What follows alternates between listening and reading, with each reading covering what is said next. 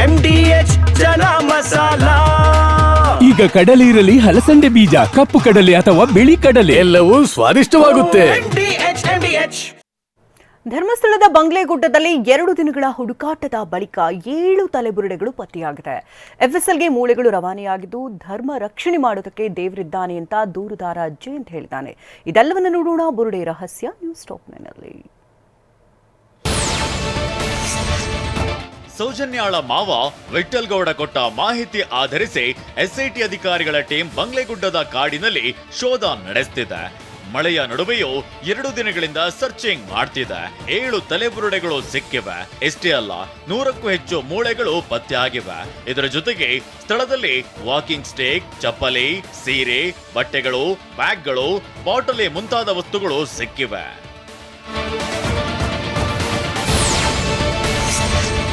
ಬಂಗ್ಲೆಗುಡ್ಡದಲ್ಲಿ 2 ದಿನಗಳಿಂದ 7 ತಲೆಬುರುಡೆಗಳು ಸಿಕ್ಕಿರೋದು ಸಾಕಷ್ಟು ಅನುಮಾನಕ್ಕೆ ಕಾರಣವಾಗಿದೆ.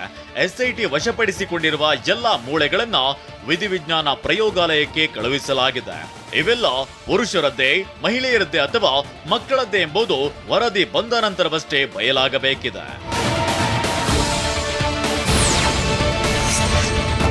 ಬಂಗ್ಲೆಗುಡ್ಡೆಯಲ್ಲಿ ಹುಡುಕಾಟ ವೇಳೆ ಮೂಳೆಗಳ ನಡುವೆ ವಾಕಿಂಗ್ ಸ್ಟಿಕ್ ಮತ್ತು ID ಕಾರ್ಡ್ ಪತ್ತೆಯಾಗಿದೆ. ರೋಚಕ ಸಂಗತಿ ಅಂದ್ರೆ ಇದು ಕೊಡಗಿನ ಪೊನ್ನಂಪೇಟೆಯ ಶೆಟ್ಟಿಗೇರಿಯ UB ಅಯ್ಯಪ್ಪರದ್ದು ಅನ್ನೋದು ಗೊತ್ತಾಗಿದೆ.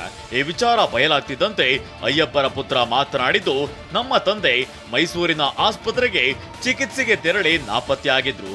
ಆ ಬಳಿಕ ಸಿಕ್ಕಿರ್ಲಿಲ್ಲ ಅಂತ ಹೇಳಿದ್ದಾರೆ. ಅವ್ರನ್ನ ಶೆಟ್ಟಿಗೇರಿಯಿಂದ ನಮ್ಮೂರಿಂದ ಮೆಡಿಕಲ್ ಚೆಕಪ್ಗೆ ಅಂತ ಬಸ್ ಹತ್ತಿ ಕಳಿಸಿದೆ. ಹಾಸ್ಪಿಟ್ಲ್ ಎನ್ಕ್ವೈರಿ ಮಾಡಿದೆ. ಹಾಸ್ಪಿಟ್ಲಿಗೆ ಹೋಗಿಲ್ಲ, ಅಲ್ಲೆಲ್ಲ ನೋಡುವಾಗ ಬಂದಿಲ್ಲ ಅಂತ ಗೊತ್ತಾಯಿತು. ಅಲ್ಲಿಂದ ನಾನು ಹೋಗಿ ಸ್ಟೇಷನ್ಗೆ ಕಂಪ್ಲೇಂಟ್. SIT ಸಂಗ್ರಹಿಸಿರುವ 5 ತಲೆಬುರುಡೆ ಮತ್ತು ಅಸ್ಥಿಪಂಜರದ ಅವಶೇಷಗಳು ಮೇಲ್ನೋಟಕ್ಕೆ ಪುರುಷರದ್ದು ಅಂತ ತಜ್ಞ ವೈದ್ಯರು ಹೇಳ್ತಿದ್ದಾರೆ. ಈ ನಡುವೆ SIT ತನಿಖೆ ದಾರಿ ತಪ್ಪಿಸುತ್ತಿರುವ ಆರೋಪದಡಿ ವಿಠ್ಠಲ್ ಗೌಡ ವಿರುದ್ಧ ಧರ್ಮಸ್ಥಳ ಗ್ರಾಮದ ನಿವಾಸಿ ಸಂದೀಪ್ ರೈ ಅನ್ನೋರು SITಗೆ ದೂರು ನೀಡಿದ್ದಾರೆ. ಸೌಜನ್ಯ ಮಾವ ವಿಠ್ಠಲ್ ಗೌಡ ಹೇಳಿದಂತೆ ಮಹಜರು ನಡೆಸಲಾಗ್ತಿದ್ದು ಧರ್ಮ ರಕ್ಷಣೆ ಮಾಡಲು ದೇವರಿದ್ದಾನೆ ಅಂತ ಜಯಂತ್ ಹೇಳಿದ್ದಾರೆ. ಧರ್ಮ ರಕ್ಷಣೆಗೆ ಬಂದವರು ಪ್ರಚಾರಕ್ಕಾಗಿ ಬಂದಿದ್ದಾರೆ.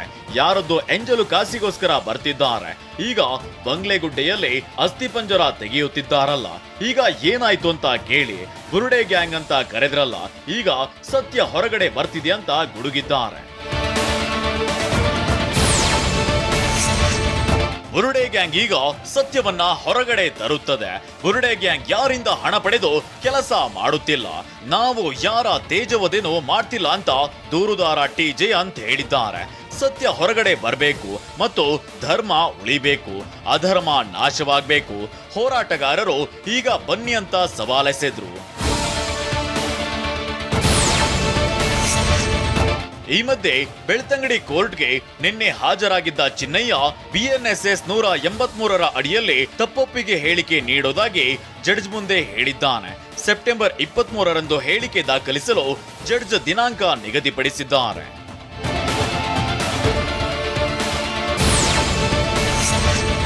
ಪಾಂಗಳ ಮನೆಯ ಪುರಂದರಗೌಡ ಮತ್ತು ತುಕಾರಾಮ್ ಗೌಡ ಅನ್ನೋರು ನಾವು ತೋರಿಸುವ ಸ್ಥಳದಲ್ಲಿ ಗುಂಡಿಯಾಗಿದ್ರೆ 10 ಅಸ್ಥಿ ಪಂಜರಗಳು ಸಿಗಲಿವೆ.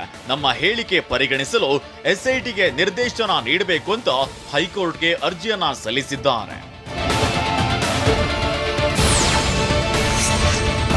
ಧರ್ಮಸ್ಥಳದಲ್ಲಿ 100 ಶವ ಹೂತು ಹಾಕಲಾಗಿದೆ ಎಂಬ ಪ್ರಕರಣಕ್ಕೆ ಸಂಬಂಧಿಸಿದಂತೆ ಮೂಲ ದೂರುದಾರ ಚಿನ್ನಯ್ಯನೇ ಆರೋಪಿಯಾಗಿದ್ದು ಆತನಿಂದ ಪಡೆದ ಮಾಹಿತಿಯನ್ನ ಹೊರತುಪಡಿಸಿ ಹೆಚ್ಚುವರಿ ಮಾಹಿತಿ ಇದ್ರೆ ದಾಖಲೆ ಸಮೇತ ಸಲ್ಲಿಸುವಂತೆ ಹೈಕೋರ್ಟ್ ನಿರ್ದೇಶಿಸಿದೆ. ವಾಹ್, ಯಾಕೆ ಈಗ ಬಂತ ಸ್ವಾದ? ಖಂಡಿತ ಈಗ ಬಂತು ಅಸಲಿ ಸ್ವಾದ. MDH chunky chaat masala life ಅಲ್ಲಿ ಅಸಲಿ ಸ್ವಾದ ತರುತ್ತೆ. ಅಸಲಿ ಮಸಾಲ, MDH.